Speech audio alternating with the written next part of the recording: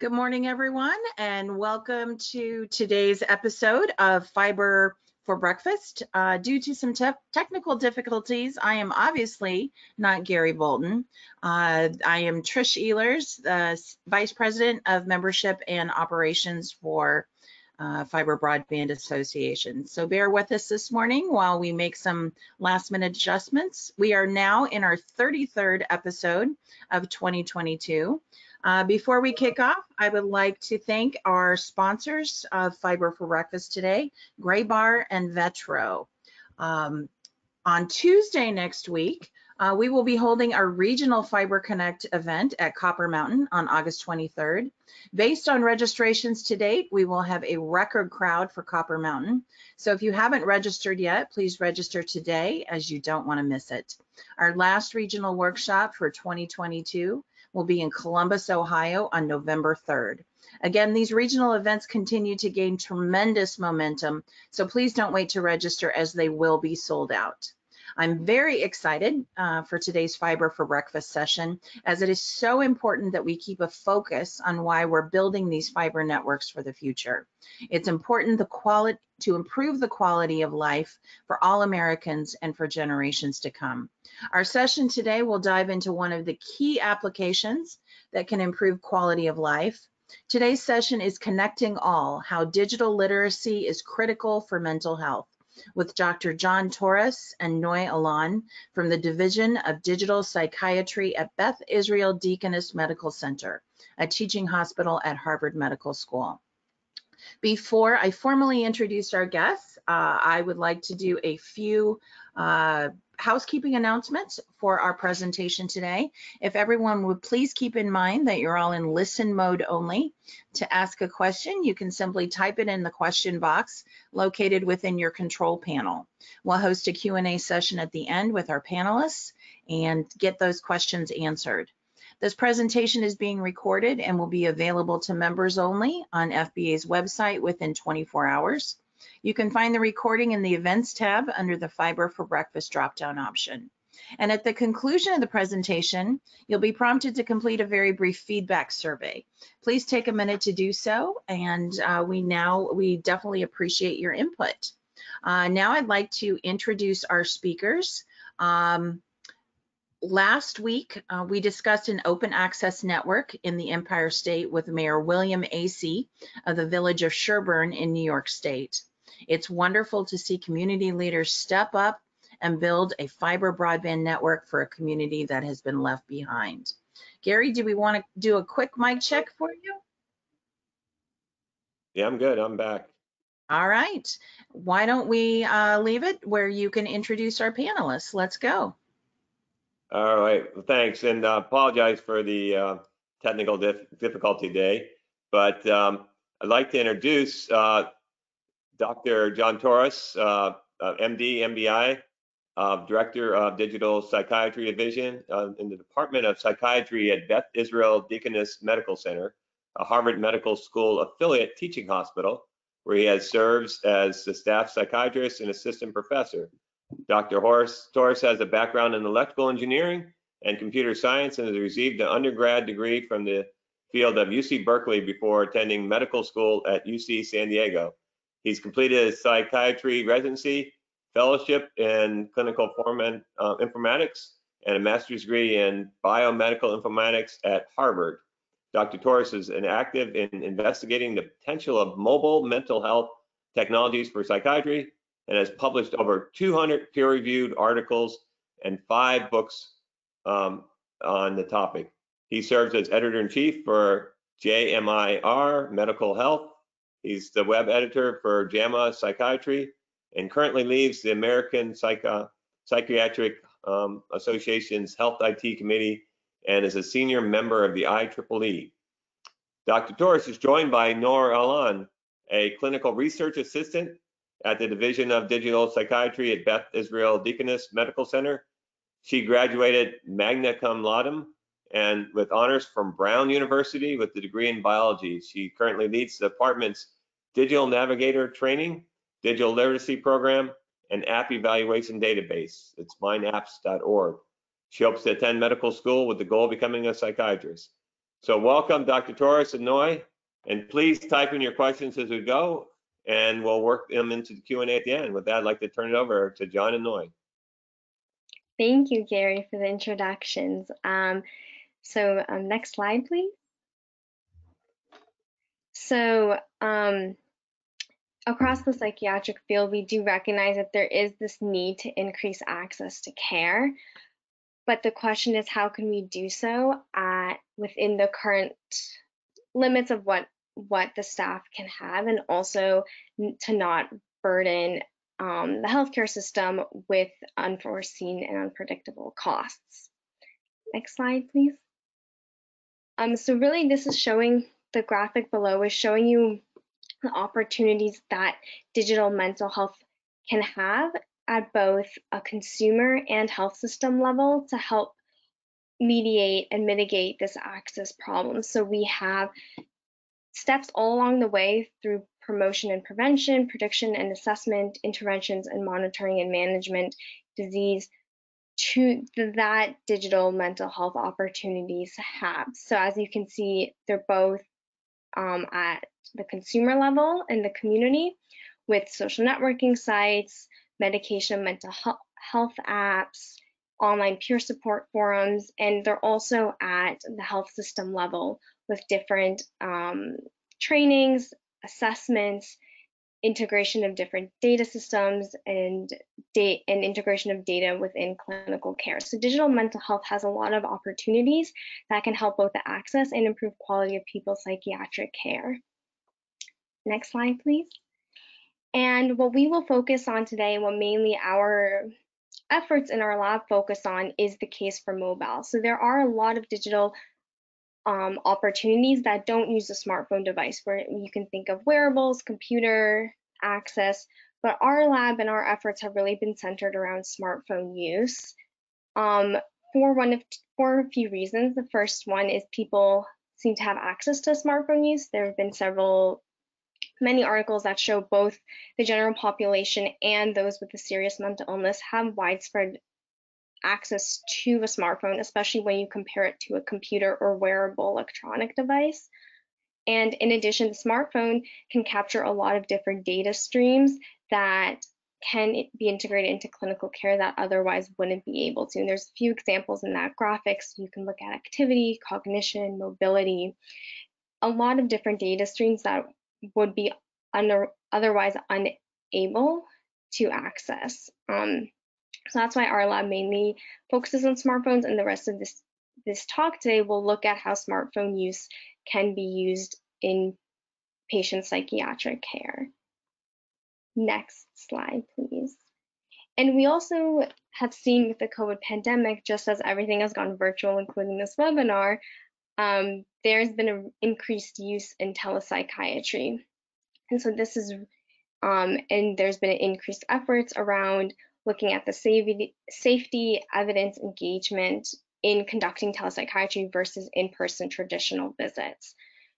So we're really looking at how can we transition in-person health to synchronous telehealth, which increases the scalability and access to quality care, because now you don't have to transport and physically get to a clinic. And then even further, we can look at how asynchronous telehealth. So we're talking about mental health apps. We're talking mainly about mental health apps to see how they can maybe improve scalability and access to care even further, because now you don't need to be face-to-face with a clinician. You can self-monitor your condition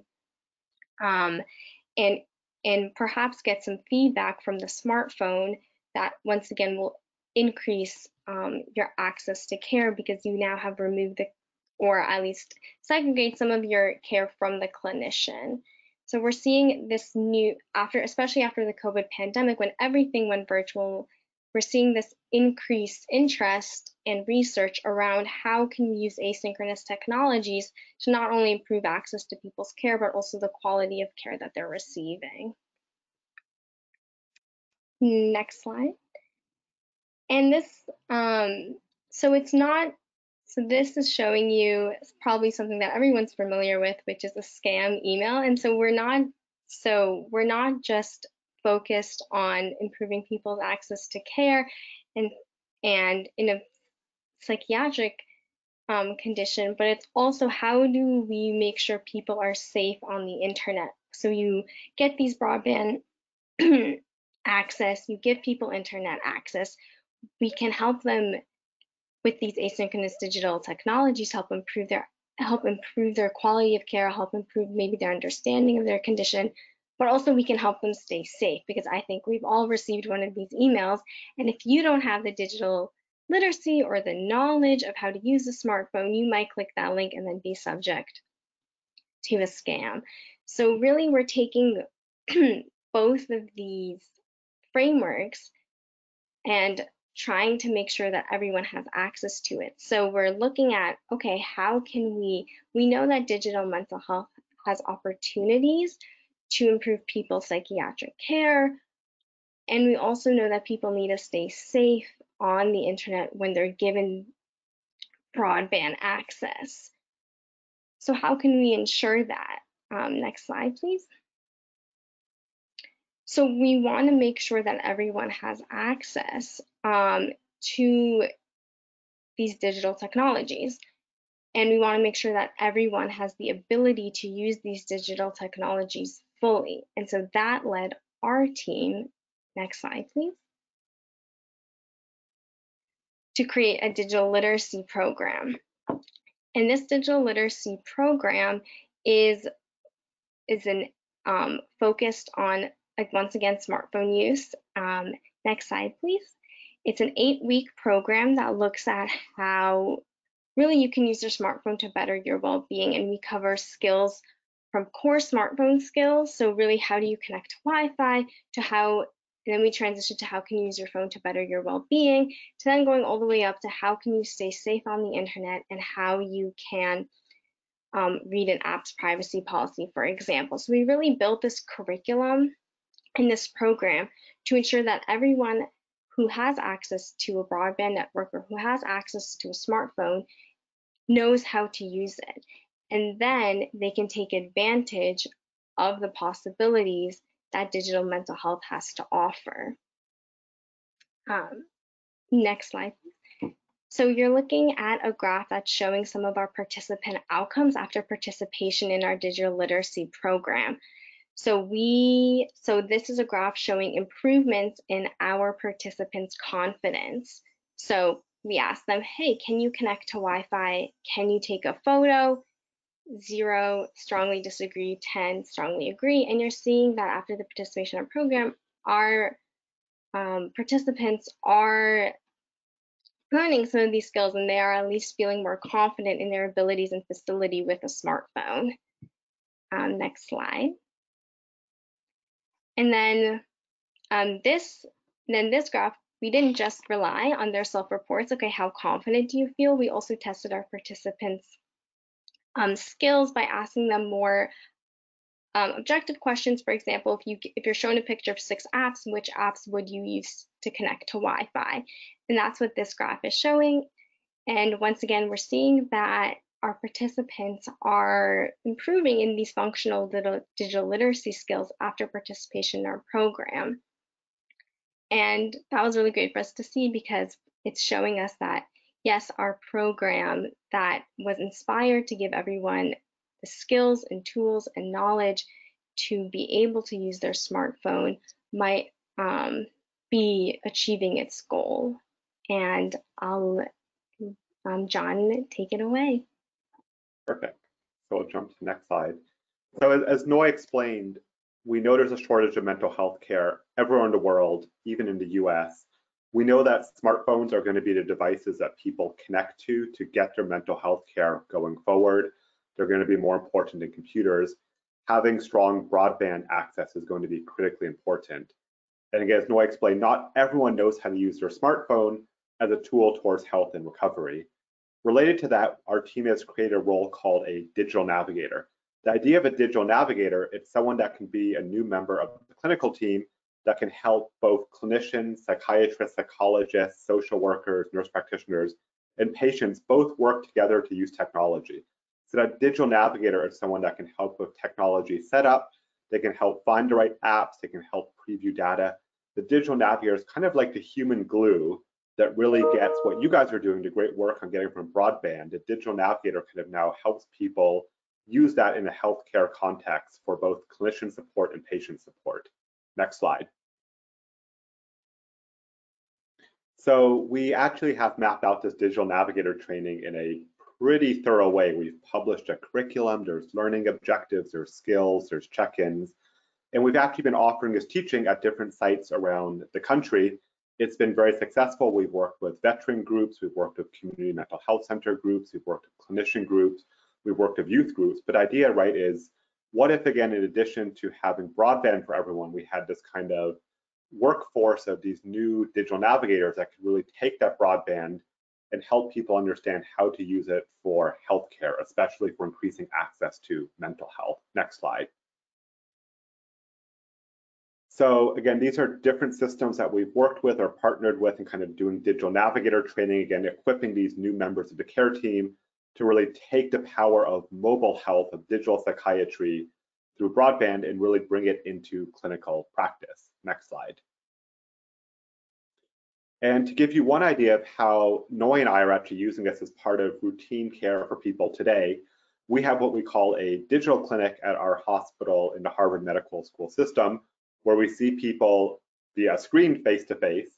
But then what happens is a digital navigator, as we just talked about, actually works with people and says, let me take the smartphone app that your team has developed, MindLamp, and let's actually figure out what type of sensors we may want to understand from you this week about your health. So maybe we want to monitor sleep, maybe we want to monitor steps, maybe we want to monitor screen time, what surveys do we want, and what activities do we want you doing on an app? Do we want you doing mindfulness, CBT, extra things? So the point of the slide is we can offer video visits. Again, clearly that's kind of what we all know about. We've all heard of video visits. We've all probably had them with our different doctors. But I think what becomes exciting is how do we begin to use, right, the mobile health, the smartphones, to really begin to capture new data, as Noy said, about sensors, about behaviors, really understand how sleep impacts mental health, really understand the mind-body connection, and then have digital navigators support that. And as you can see, this is something that is certainly very fiber heavy, right? We need real-time video visits, we need real-time data capture from smartphones, we need data transfer, we need this working in rural areas, urban areas as well. So in some ways, it's a new paradigm of mental health. It's not just you have a visit and you come back, it's you still have a visit, but a digital navigator really builds you a very robust digital plan that you use to augment and extend and complement your health, and you collect new types of data that we really could not understand before in behavioral health. So we think this is really a model that can help increase access to mental health because of, again, all of the terrific work that you all are doing. Next slide. And so again, if we just dive into what that clinically relevant data is, what makes the smartphone so exciting, and perhaps what makes, again, our work so broadband heavy, is, right, with permission and appropriate ethical safeguards, think of all of the relevant information to behavioral health, to psychiatric disorders that you now can have your doctor understand, right? If it's not only just what am I feeling, the symptoms, but it may be in what context those symptoms happen, what environment, how does sleep impact my mental health, how does mobility patterns, how does step count and exercise. So really what you can imagine is this is, again, a whole new way to understand mental health, to really bring the environment and context in and let kind of doctors and clinicians personalize treatment with new data. It's very rare we get new innovations in mental health, but using smartphones like this is certainly one of them. Next slide. So I think related, what we do on a research sphere, and again, is we take all these new data streams that we just talked about, and we actually can, for each person, look at when compared to your own baseline. So if I was in this, it would be, when is John's digital data around cognition, mobility, screen time, sleep duration, surveys, when is it different than John's baseline? And the point is, you can see from the picture, we can actually begin to build personal models of when someone may need more help, when they may be at risk of relapse, when we want to reach out early with this digital data. And again, that's something you can never do on paper and pencil. You can't even do a synchronous telehealth visit, right? What we're doing now when we're kind of talking to each other via computer, you really need this kind of real-time digital monitoring. And again, to do this real-time digital monitoring, we need to have really robust networks. So you can imagine what Noy and I presented is we can see a path towards personalized mental health. We can see a path towards preventative mental health. We can see a path towards these smartphones everyone have offering mental health services, but it all rests upon having terrific access to internet and to broadband. Next slide.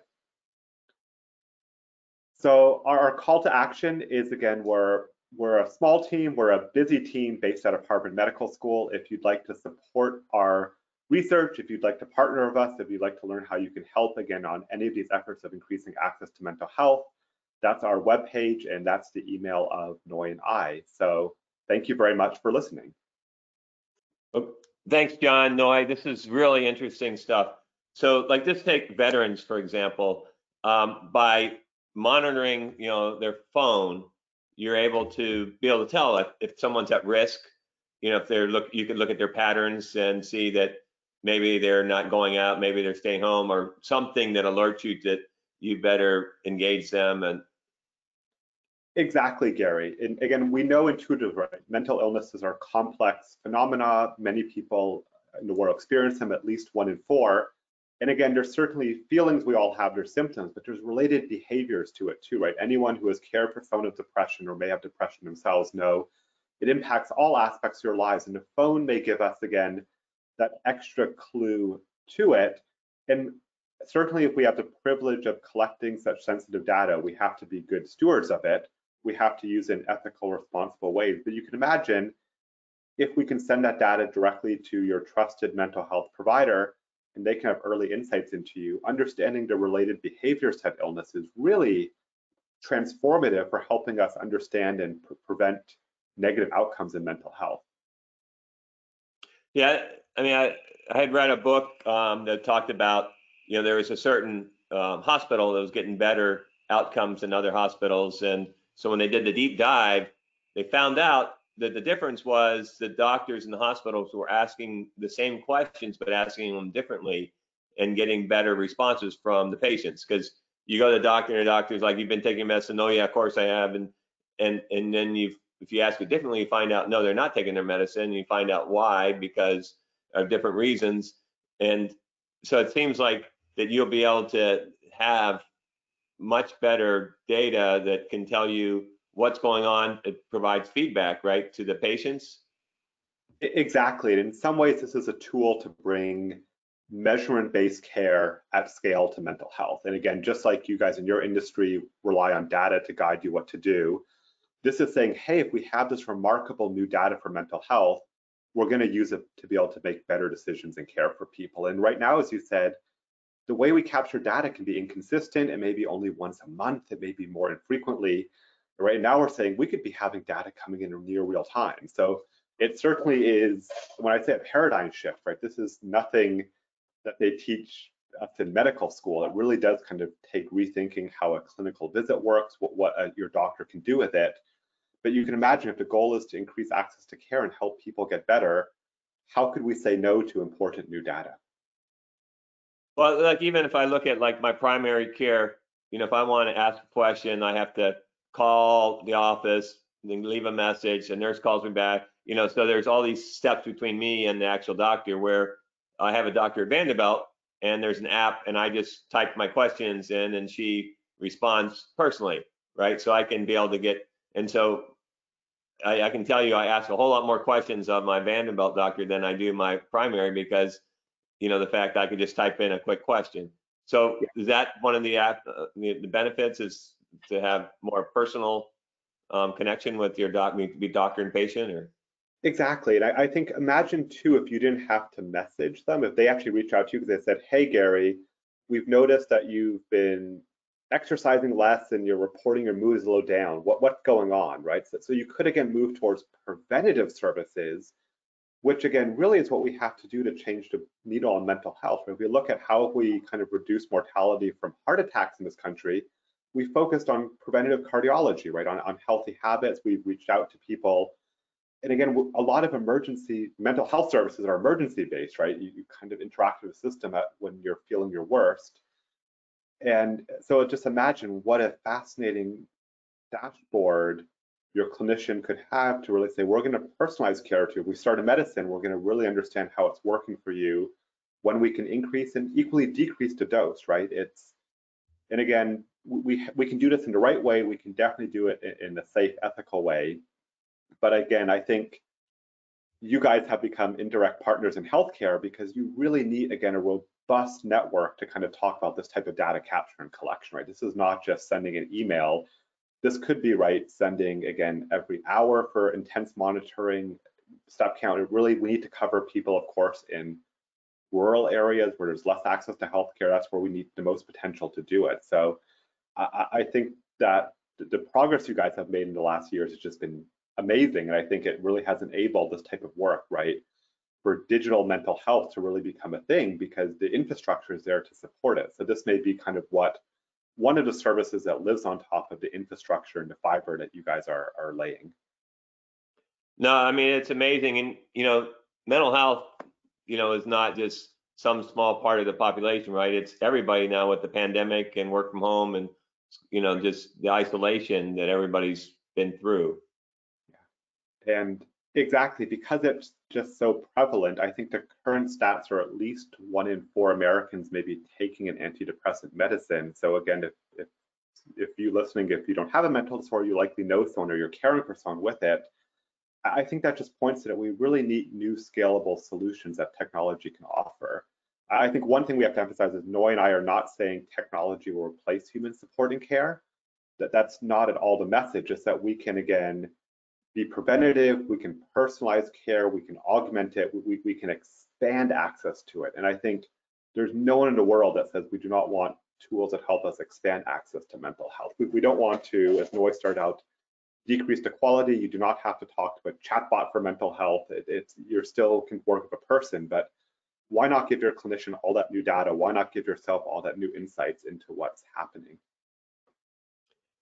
Well, John and Noy, this is fascinating stuff, and really greatly appreciate all the amazing work that you're doing and your team's doing on digital literacy and mental health. You know, I look forward to seeing your continued progress in this area, so I'll definitely be stay in tune, and hopefully our members can take a call to action and you know, as we have ISPs all over the country, that they can help to pass the good word of, you know, how to take advantage of your programs. So I want to thank everybody for joining us today and look forward to getting back together next Wednesday. We're going to be discussing Rock Down Electric Avenue with the electric utilities and their roles in broadband expansion with Scott Pell from FiberRise, as he discussed the flexibility of fiber broadband as a utility and how power companies will play a major part in the continued deployment of fiber across the country. With that, well, I will see you guys next week. Thanks, John, Noy, and hope you guys have a great rest of your summer. Thank you. Yeah.